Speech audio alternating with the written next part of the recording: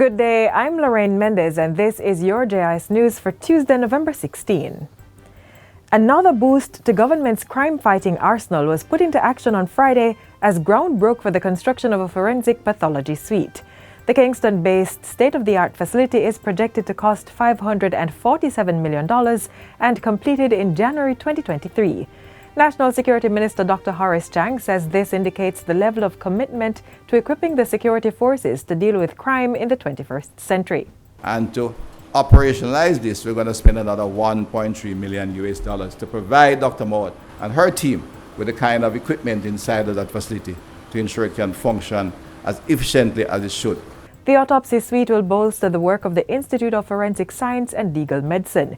It will provide pathologists and other members of the Institute with a kind of facility that will produce good quality forensics to assist crime fighting.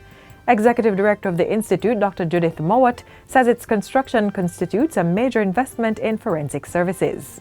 This modern forensic facility will assist families who have lost loved ones, help to advance public safety within the country,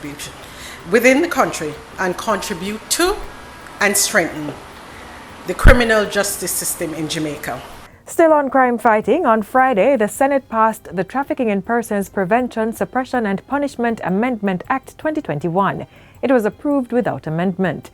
Minister without portfolio in the Ministry of National Security, Senator Matthew Samuda, says work has continued under successive administrations to ensure that the country gets on top of this scourge of human trafficking. The amendments being proposed are timely as they reaffirm Jamaica's commitment to the appraisal of the United Nations Global Plan of Action to Combat Trafficking in Persons and the strategic priorities of the government to criminalize trafficking in persons in all its forms, to disrupt and dismantle criminal networks involved in such crimes, and to forfeit their ill-gotten gains.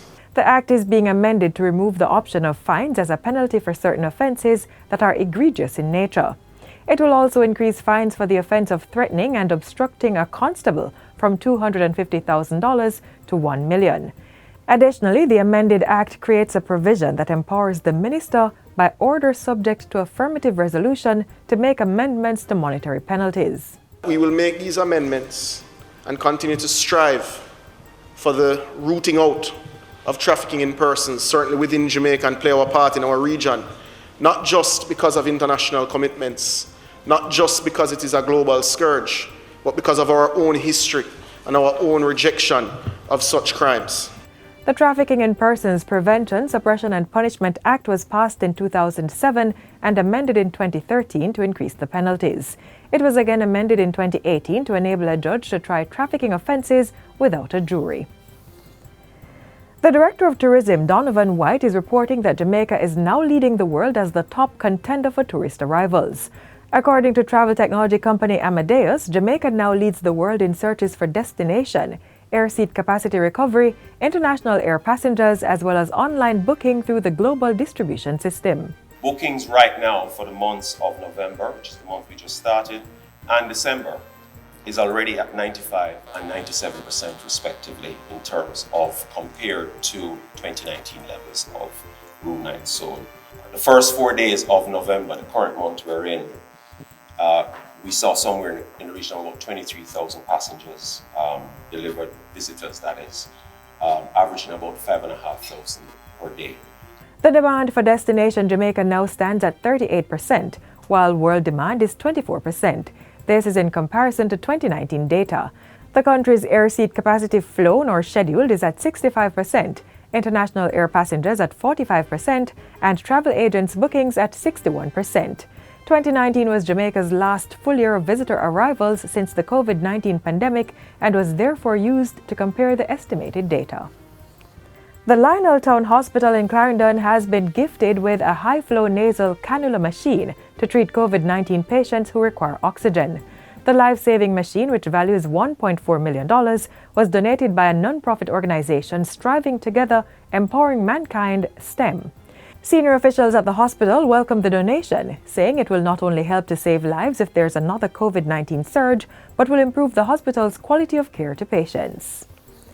And finally, more students in Western Kingston have benefited from a donation of 30 tablets and 6 laptops to schools in the area. Member of Parliament for the area, Local Government Minister Desmond McKenzie, who handed over the devices to the students last Friday, said the 6 laptops will be exclusively for high school students. The tablets that we are giving you today is not a substitute for your learning. It is a tool to help to advance your learning capacity. It is for the purpose of your education. And we have students from schools in West Kingston, schools outside of West Kingston, but all of you are residents. You're born in West Kingston, you live here. And so we have to ensure that we provide for you. Minister McKenzie says more students throughout the constituency will soon benefit from a further supply of 300 tablets. He says the donation was made possible through the constituency resource funding for the area. And that's it for JIS News today. I'm Lorraine Mendez. Thanks for watching.